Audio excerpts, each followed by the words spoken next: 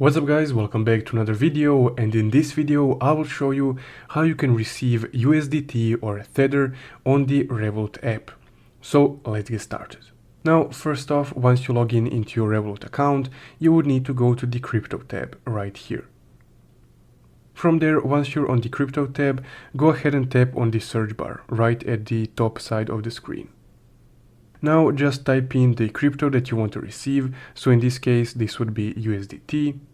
Once you typed in USDT, here you can see some different USDT options that Revolut offers for transaction types, but we would just need to select the first one, which is just normal USDT.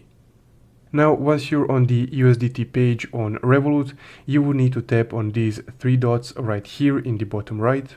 Then select receive, because we want to receive USDT on Revolut. So here, depending on your sender's network or blockchain, you would need to select that address. So the default one would be Ethereum, but there's also Tron, Polygon and Solana. So the most common one is Ethereum, so I will leave it at that.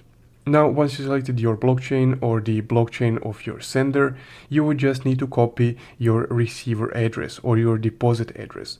So just tap on copy right here, or just screenshot this QR code and send it to the sender. But once you copied your address, you can send that address to anyone that needs to send you some USDT. But of course, just in case, specify that this is an Ethereum deposit address or whichever one of these you selected. So essentially, you would just need to copy the address, send it to whoever needs to send you some USDT, and you will be good.